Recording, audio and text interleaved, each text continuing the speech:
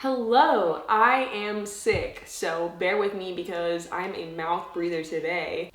Ugh, that was gross. Anyway, I have been laying in bed all morning reading As Good as Dead and The Fine Print, just alternating between the two. Really did not think I was getting out of bed today, but somehow cold medicine has kicked in a little bit and I have found the energy to film. And today is very exciting because I'm gonna be talking about every single book that I've read so far this year. I Googled what is the middle of 2022, and the exact middle of this year is July 2nd. So it is not quite yet the middle of the year, but it's close enough. It's close enough. I set a goal of reading 70 books this year on Goodreads, and so far I have read 30 books this year. In 2021, I read 18 books, so to now have read more than I read last year total in half of the year is crazy to me. Like, I am so proud of myself, but I also just wanted to say that it really does not matter at all how many books you read, as long as you're enjoying reading, even if it's just one book a year, one book a month, whatever it is. Anyway, I am going to be ranking all the books that I read this year from worst to best, so we're gonna start with my lowest star rating and work our way up to my 5-star reads. Also, I will have every single one of these books linked in the description. They are affiliate links, which means I get a small percentage if you purchase any of these books, but they don't cost you any amount extra. So yeah, it helps me out if you plan to buy these books and you use my links. And before we get into it, let me define what all the stars mean to me. To me, 1 star is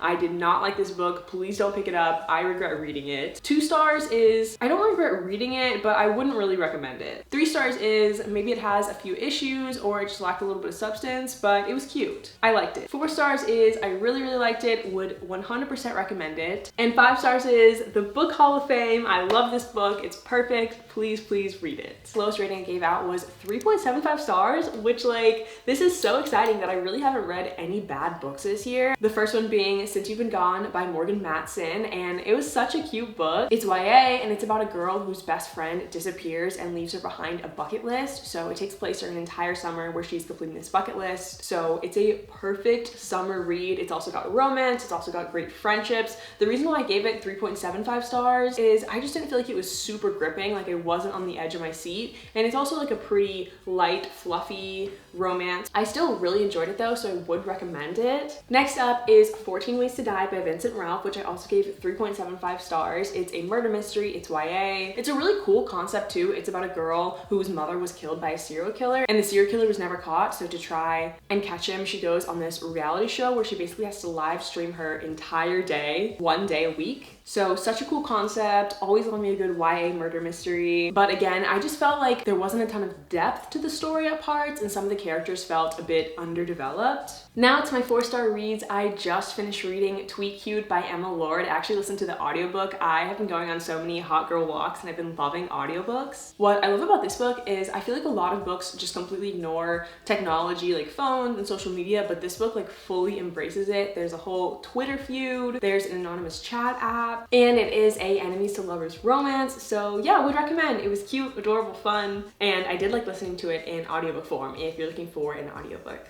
The Goal by Miss L. Kennedy. This is the 4th book in the Off-Campus series. The Off-Campus series overall is a 5-star series for me, but I gave this book in the series a 4. The entire series is sports romance, and each book can be read as a standalone because they involve different characters, but I think it's more meaningful if you read them in order. This one was probably my least favorite book in the Off-Campus series, but it was still really fun and cute. It's very different from the other books, and it has a trope that I can't say because it'd be a spoiler, but it's just not my favorite trope. Love and Gelato by Jenna Evans Welch. I also really recently listened to this book via audiobook, and it's super cute, fun read for summer. It is about a girl whose mother passes away and she goes to spend the summer in Italy because her mom's dying wish was for her to get to know her father. And she is given a journal that used to be her mom's when her mom lives in Italy. So she's running around Italy, reading her mom's journal, hanging out with boys, and really trying to get to know who her mother was. Normal People by Sally Rooney. This is a book that I don't know how to describe this if this happens to anyone else with books, but sometimes I read a book and in the moment I really love it and I immediately impulse give it a rating, and then I just kind of forget about it. Like, I forget that I ever read this book. That sounds harsh, but no, I do like it. I guess in hindsight I just feel kind of neutral about it. Sally Rooney has a very specific writing style that took me a while to get into. Overall, I do like the book. I think I was just expecting something different from it. The driving plot of the story is a romance, but at its heart I really think it's a slice of life book book and kind of a coming of age book, and Sally Rooney deals with a lot of really tough topics like mental health and fitting in and socioeconomic status. So I think I just went into the book thinking it's a traditional romance, and it's not. So as long as you go in with the mindset that it's more slice of life coming of age, I think you would really like it. And I do want to read other books by Sally Rooney because now that I have an understanding of her writing style, I don't think it will take me as long to get into her books. Now I know, and I want to read Conversations with Friends next because it is a TV show. A Thousand White Kisses by Tilly Cole. I also listened to this one in audiobook, and this is another one that I just kind of forget about this book. I don't know why that happens sometimes with me in books. But this book is childhood friends to lovers, and the characters start out together, and then the boy Rune moves away, and the girl Poppy ends up just completely cutting him off. She just absolutely ghosts him, and Rune ends up moving back into town, and he's trying to figure out what happened between them and why Poppy just stopped talking to him, and the answer is super heartbreaking. So if you want a tearjerker, I didn't cry, but I've heard a lot of people cry in this book, then this is a good sad romance. Daisy Jones and the Six by Taylor Jenkins Reid. This is the best audiobook I have ever listened to. It has a ton of characters, and the audiobook has a full cast. It literally feels like you're listening to a podcast. I had to keep pausing and being like, wait, this is fictional, right? This isn't a real podcast? No, it's fictional. They are currently filming a Daisy Jones and the Six TV show, so I definitely recommend reading the book before the show comes out. But it takes place in the 70s, it's about a rock band, so super fun and really different from anything else I've ever read. And it deals with addiction and fame and mental health and a bunch of other topics. It Happened One Summer by Tessa Bailey. This book is so good. Honestly, maybe it should be 4.5 stars. I don't know. I'm so indecisive with my ratings. It's bad. But this is a grumpy sunshine romance, and it's about Piper. She comes from money. She lives in LA. She likes the finer things in life, and she has to go live in this small fishing town. And that's where she meets Brendan, who is this grumpy fisherman. Definitely a spicy romance, which I love. And yeah, it's just so cute. It's so fun. Like, this book definitely has a special place in my heart. And it's being turned into a movie, which I'm so excited about. The Ruthless Elimination of Hurry. This is the first and only self-help book I have ever read, and it's kind of cool now that it's been a little while since I read it to kind of reflect and see, did this really have a big impact on my life? Overall, the book is really just about slowing down and ruthlessly eliminating that need for hurry that we always have, especially in America. And it is a Christian book, but I am not religious, and I still really enjoyed the book. So I do think whether you're a Christian or not, know going in that it is written by a pastor, it is a Christian book, but I still think there's such valuable self-help advice in there, no matter your religious affiliation. I wouldn't say that this book changed my life, but I do think that it really made me stop and think about, okay, how many times am I just not present in the moment? Like, I'll just even be in the shower thinking in my head of my to-do list for tomorrow. So this book definitely had a significant impact in me trying to slow down and also making sure that I set boundaries of rest time and time that is just for myself. Long Shot by Kennedy Ryan. This is a sports romance. Also, definitely read the trigger warnings on this book. I mean, look up the trigger warnings for all the books because I'm honestly really bad about remembering to let you guys know when you should read the trigger warnings, but for this one, 100% do. There are some parts that are heavy that were a little bit hard to get through, to be honest. But it is forbidden love, it's a basketball romance, and Kennedy Ryan did such an incredible job of tackling the really tough topics and scenes in this book.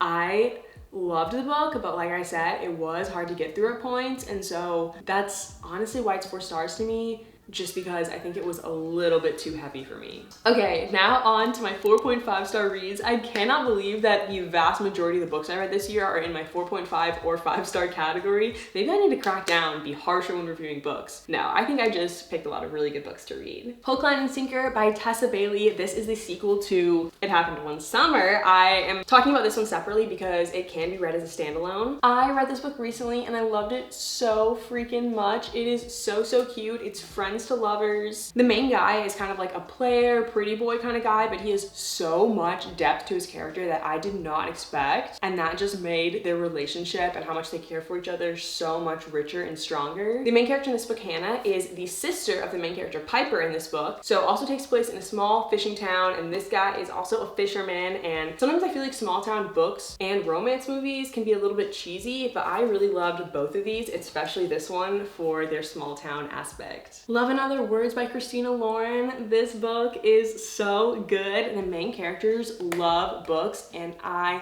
love books about people who love books. The amount of times I just said love and books. It is Childhood Friends to Lovers, and it's about a guy and a girl, and they grew up besties, and then something happened and they don't talk for over 10 years, and then they randomly run into each other 10 years later at a coffee shop. So it's really about them rekindling and trying to repair what happened so many years ago. So heartbreaking, especially at the end, but I love it so much and the characters are super great. The summer I turned pretty series. Let's talk about it. I just read this series, so I have a lot to say about it. I'll try and keep it brief because we've got a lot of books to get through. If you're unfamiliar with this series, it's YA. It is the perfect summer read because it takes place pretty much exclusively during summertime. But this book is about Belly, and ever since Belly was little, she has spent summers at a beach house with her mom and her brother and her mom's best friend and her mom's best friend's 2 sons. Why did that feel complicated? It's not. And she's always had a crush on Conrad, who is one of the brothers, but she's always been like the little sister until suddenly one summer everything changes. It's basically the summer she turns pretty, she really blossoms, and guys start paying attention to her, and really just everything changes for her that summer. I really loved the first 2 books. I gave both of them 4 stars. I did not like the last book.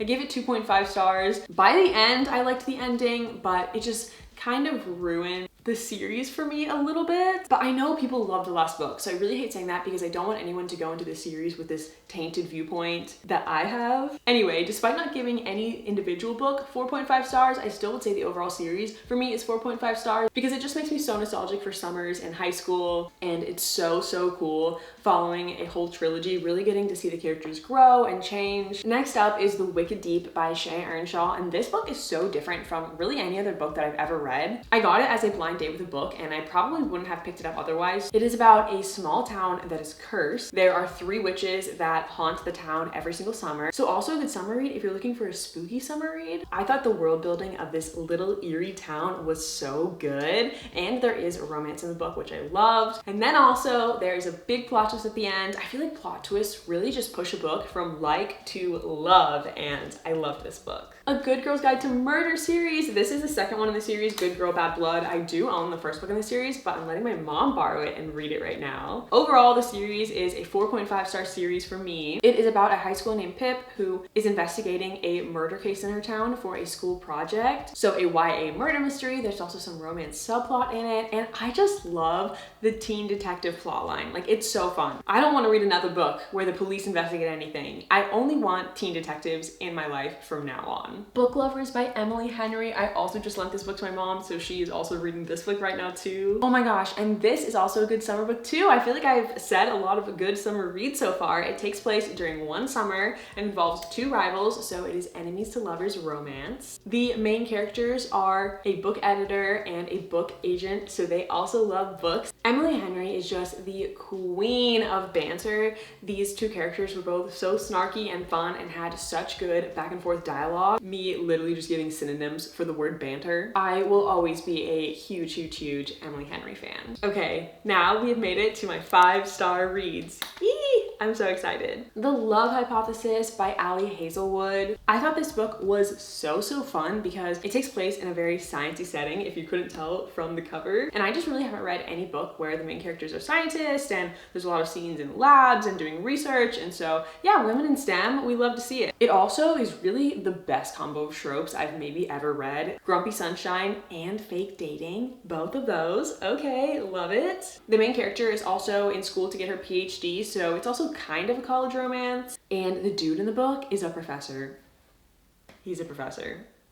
Just saying. Better Than the Movies by Lynn Painter. Oh, this book is so cute. It's a YA romance. It's enemies to lovers. Actually, it is childhood enemies to lovers, which I don't think I've read that trope before, if that is even a trope. And one of my favorite things about this book is that the main character is obsessed with romance movies. So there's a ton of references to romance movies, a ton of quotes from famous romance movies, and I loved it. I loved it so much. Plus, what I love about this book is I feel like a lot of YA romances feel a little bit fluffy and a little more light, lack a bit of substance. I think just because they're for a younger demographic, which makes sense, but I really felt like anyone of all ages would love this book. Verity by Colleen Hoover.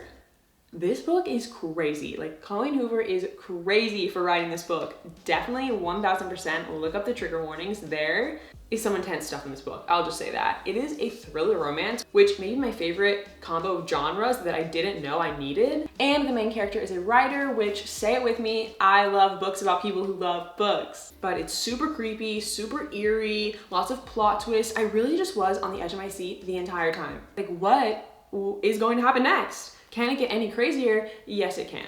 That was just my thoughts throughout the whole book. And I will just read you the first sentence, you know, just to set the tone, in case you're not convinced already to read this book. I hear the crack of his skull before the spattering of blood reaches me. Yep. That's the first sentence. Malibu Rising by Taylor Jenkins Reid. I am conflicted on whether I would still consider this book a 5-star read. It's one of those books where I can remember at the moment finishing it and being so in love with it, but looking back, I really just forget about this book. Like, most of my 5-star reads, I'll pull them off my shelves, I'll reread my favorite scenes like once a month, and I just can't stop thinking about them. But this book, I really just forgot it existed. Okay, just kidding, that was a little harsh.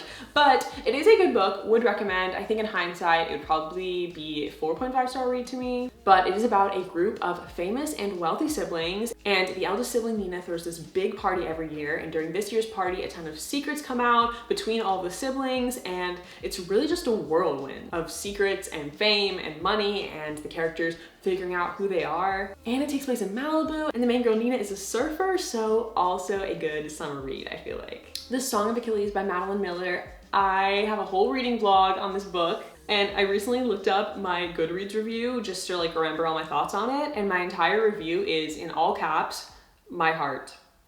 That's it. That was my whole review on Goodreads, which I really do think that just encapsulates my feelings on this book. My heart was full and my heart was broken constantly. I cried in this book. It is a tearjerker, and I am now forever emotionally unstable after reading it. But it is a Greek mythology book. I was really hesitant to read it because I don't know anything about mythology, didn't think I was into mythology, but it explains who all the characters are so well, and I think whether or not you're into Greek mythology, you'll still love this book. Ugly Love by Colleen Hoover. This book is friends with benefits to lovers, and the main dude is a pilot. Like, what an attractive job, am I right? And the main guy is her brother's friend, so brother's friend trope. This book is also a tear-jerker. I did not cry in this book, but I definitely could see a lot of people crying in this one. It will make you understand why it is called Ugly Love, and you just might ugly cry. The Atlas 6 by Olivia Blake. Still obsessed with this book. There is a sequel coming out, I believe in the fall, and I cannot wait for it.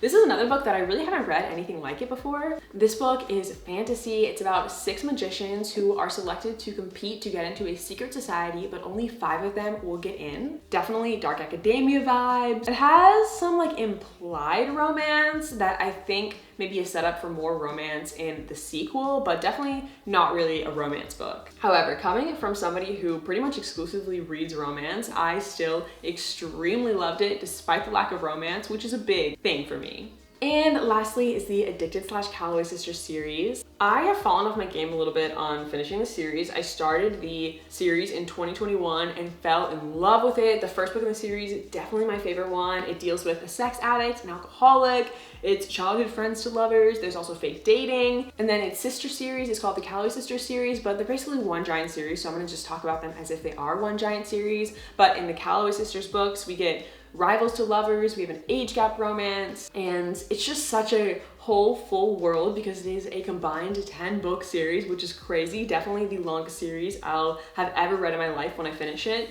5 stars, so good, but I am still in the middle of it, so my thoughts may change when I'm done with the whole series. And that is all 30 books that I read so far in 2022, and I'm currently in the middle of As Good as Dead and The Fine Print. But yeah, let me know in the comments how many books you guys have read so far this year, and let me know some of your favorite books you've read so far this year, because I'm still making my TBR for the rest of 2022, and I need some book recs. All right, and with that, I hope you enjoyed this video, and I'll see you guys next week. Bye! Missing someone.